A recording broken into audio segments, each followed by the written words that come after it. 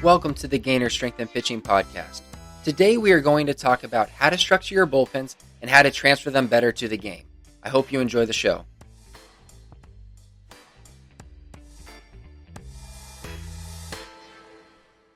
Welcome to the show, guys. I'm really excited for today's episode because we're going to talk about something that pertains to every single pitcher, and that is throwing bullpens.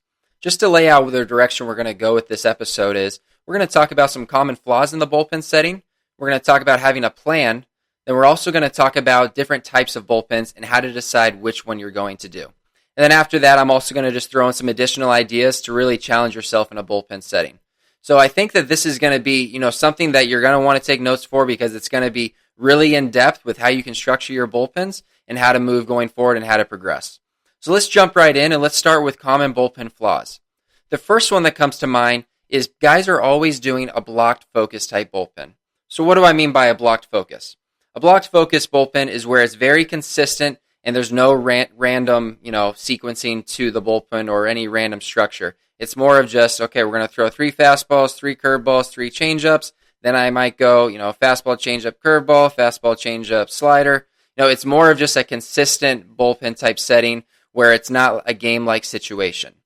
Now, a block setting is an important thing, especially for younger pitchers when they're first laying a pitch. Like we need to master a pitch. If we're working on a curveball or developing, a different type of pitch, there is going to be a blocked component to that.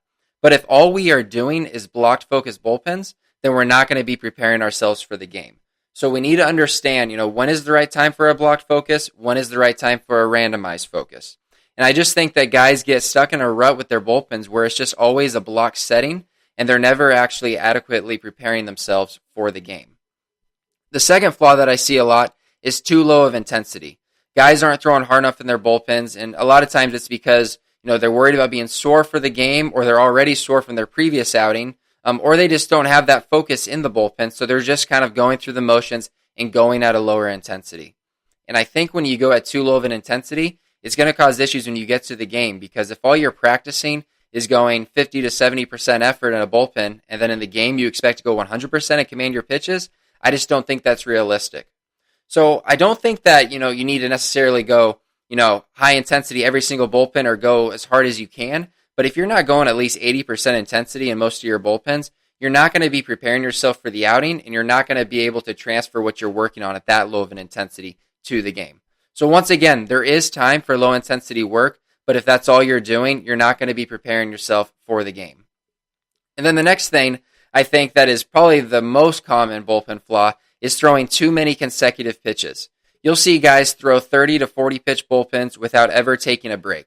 And when you think about this just isn't realistic. This doesn't happen in a game. And if you are throwing 30 to 40 pitches, it was a really bad inning where you're probably getting pulled, and this is really not a common thing. You're usually going to be anywhere in that, that 15 to 20 pitch range in an inning. So why would we throw, 40 straight consecutive pitches? And, I used to do this too. I can think back to high school where I think I would throw even 40 to 50 pitches straight. And, just looking back, it's not really, preparing yourself for a game-like situation. I think it's really important that once you get over that 20 pitch mark in a bullpen, just split it up into 2 little sessions. And then that first session, can be, around the 10 to 12 pitch mark or, upwards of 16 pitches per set. And then you take a couple minute break and then you get back up and throw your next set. And what this is also going to do is it's actually going to keep you more fresh and focused for those sessions because it's going to be split up into smaller sections. It's a lot harder to, stay focused for 40 straight pitches than it is to stay focused for, let's say, 15 pitches. So being able to break it up and not do, so many consecutive pitches, I think is going to be better for you in the long run from a focus standpoint as well as just a game-like situation. Another common flaw is guys don't ever have a hitter standing in the box. And I don't think that it even needs to be a real hitter. It could be a dummy, it could be the catcher, the catcher that's not catching the bullpens that setting, even wearing his gear, just standing in the box. It's really important to practice having someone stand in because it's a completely different feeling from when you're throwing a bullpen with nobody in versus a hitter in there. And this is usually the guys that, they can throw their bullpens really good and then they get to a game and they start to struggle with throwing strikes. And I think it's because they're not having a hitter stand in, and then all of a sudden they have someone in the box and they get uncomfortable. So if this is you're someone that really needs to focus on having a hitter stand in at all times. So just once again, we're trying to get more of a game-like feel, game-like situation. And the last thing is guys just don't have a goal in a bullpen setting. It's as simple as that. Guys walk into a bullpen and, they basically are just kind of determining on the fly what type of a bullpen it's going to be. And most of the time it's going to be that blocked focus where they're just going to throw a few pitches. Maybe they do a simulated hitter at the end, but for the most part, it's just going to be, let's throw all my pitches for 20, 25 pitches and we'll call it a day. So I just really want to reiterate, having a plan before you step on the mound is critical to your success and to your improvement as a pitcher. That is the easiest thing you can do to start off before you even step on the mound, is to have a plan. It could be the night before, you write down what you want to focus on, or it's, collaborating with your pitching coach. It depends on what level you're at. If you're at a college or you're in pro ball, it might be more structured versus if you're in high school, you probably have freedom to do whatever you want. So, if you're in that situation where you have the freedom to do whatever you want in a bullpen setting, I would encourage you to focus on, one specific thing. And we'll dive into that here in a second on the different types of bullpens. But I just want to encourage you to take ownership of your pens and have a plan, and it can even be collaborated with your catcher.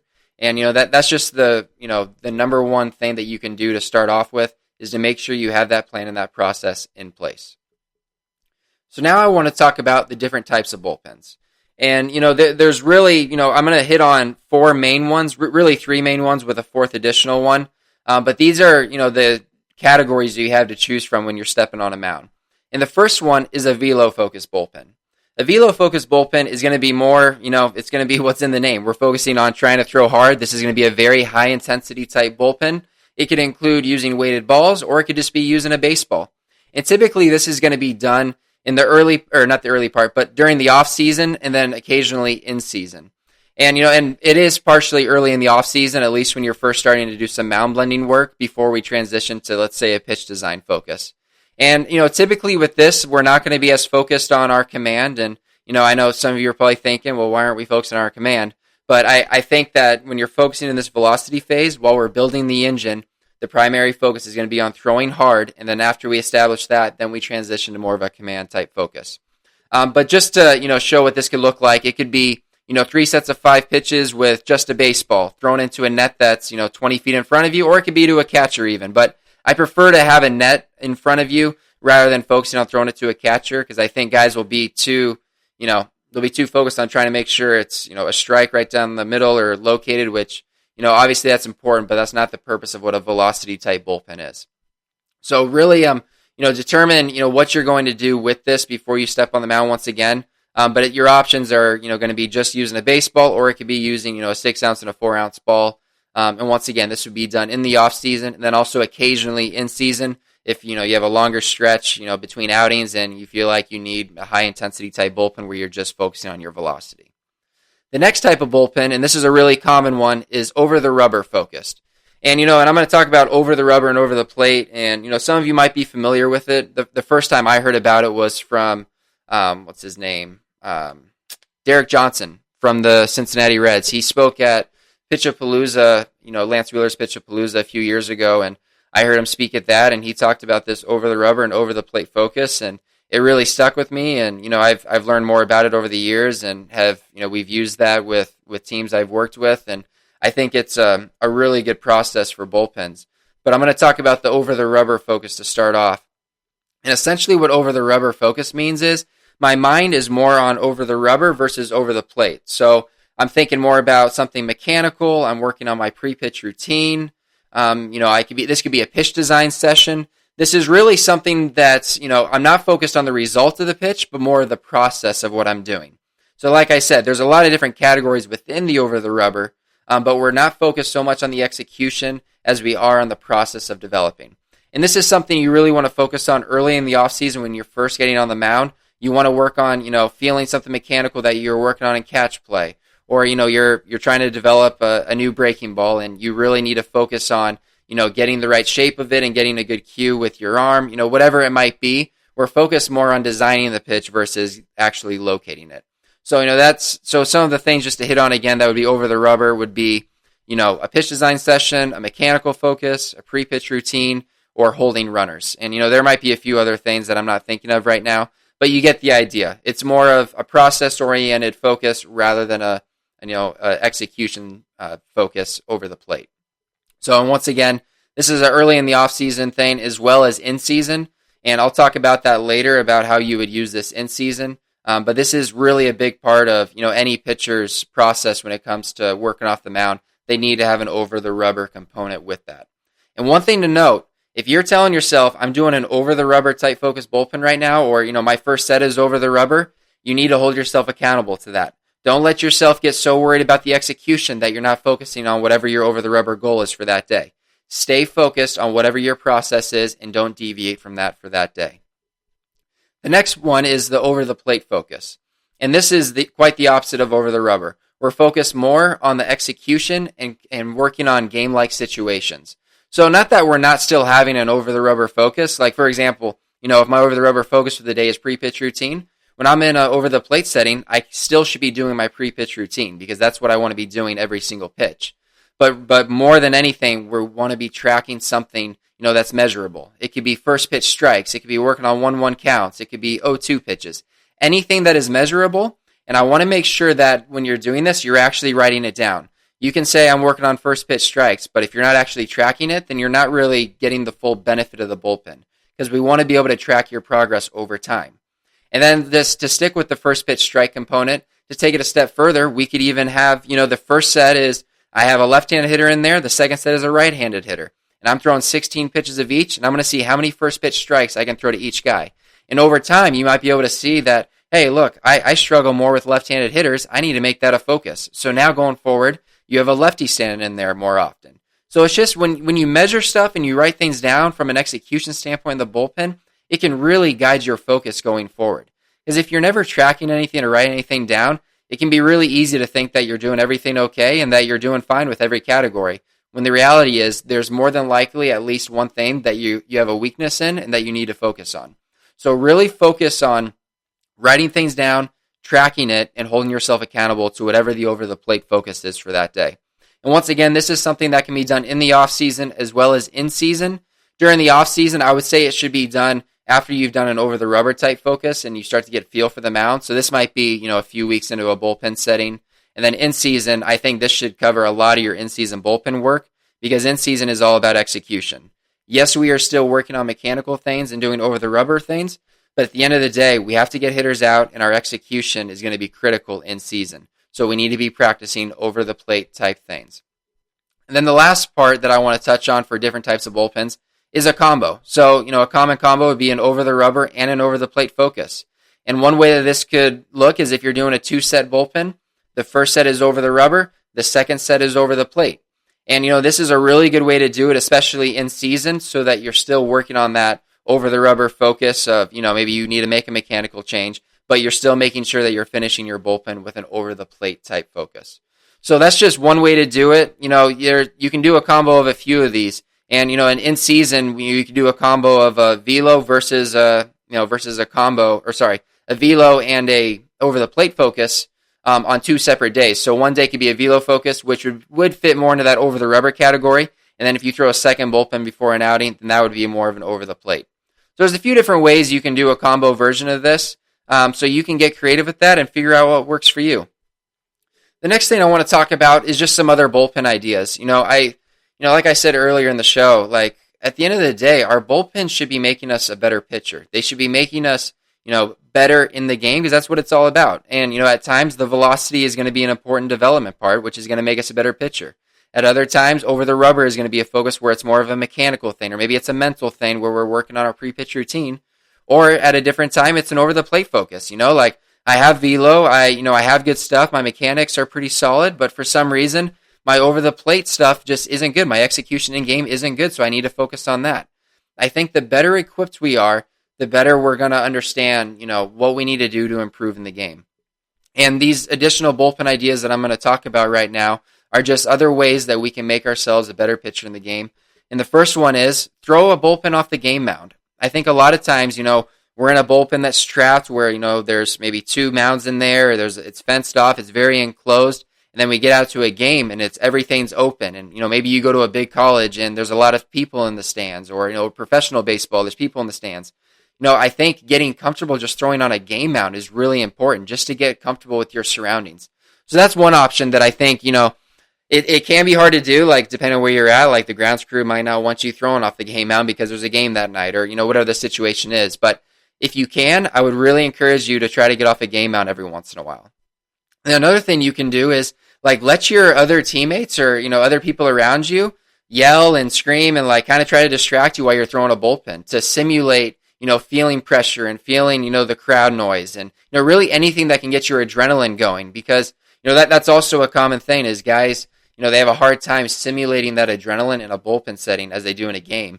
And as we all know, the adrenaline plays a huge factor in your ability to execute pitches and to feel comfortable on the mound. So having a setting where guys are yelling and you got music playing loud or just anything that can really up the tempo and make you feel a little bit of pressure and adrenaline, I think is going to be really good practice. And then another thing that kind of builds on top of that is try to get your heart rate elevated during a bullpen. And this can be done where you're doing a couple sprints before each set, or you're doing some jumping jacks, doing jump rope, anything where you can get your heart rate going before you get on the mound.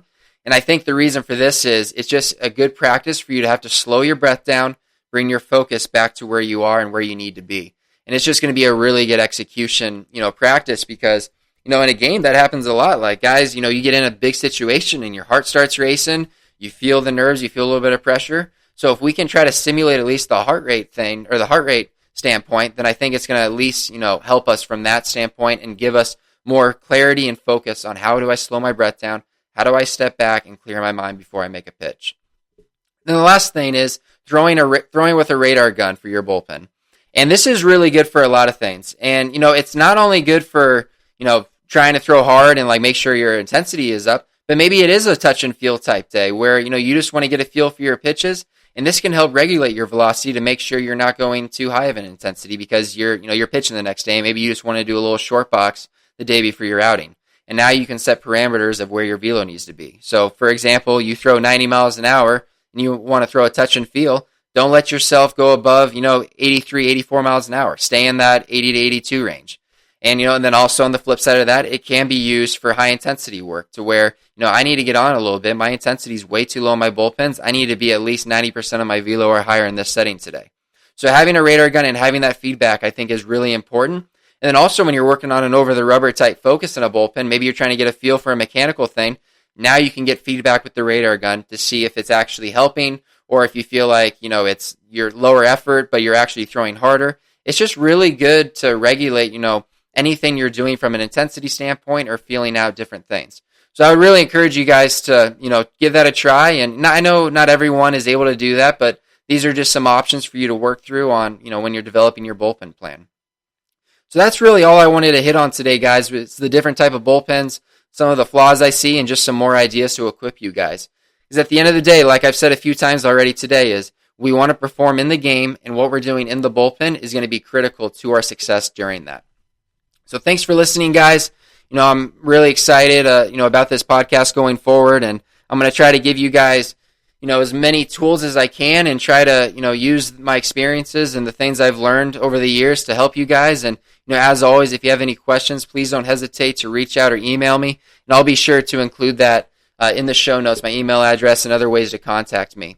Then I also have a couple ways that you can work with me, and the first one is my mechanical analysis service. And with this, I actually use ProPlay AI, which is a biomechanical report generator that I'm able to, use slow-mo video from you guys and get a biomechanics report. And with that, I break down your delivery, I interpret what the data is telling us, and then I do a video of me talking through it as well as looking at your video and telling you what I see with the eyes as well. And then I do a written report that's about 5-6 pages long. I give you drills on, what you can do to progress to improve your deficiencies. And then we follow up with a phone call on, to answer any questions you might have and, really just go into more detail on what the analysis said. And then the other thing that I offer is remote training. And this is my most common thing or my most popular item that people do. And what this is I build out your throwing and your lifting program, and you're able to do it from wherever you live in the country. And it's very interactive with video. And, I use Driveline's track system to track workouts. And this is where you'll input your data, and we'll be able to track over time your velocity improvements as well as your strength improvements. So I'll attach the links for my mechanical analysis service as well as my remote training in the notes. And I also have a couple articles that I've written in the past about bullpens that I'll be sure to tag. So thanks again, guys, for tuning in, and I'll see you next week.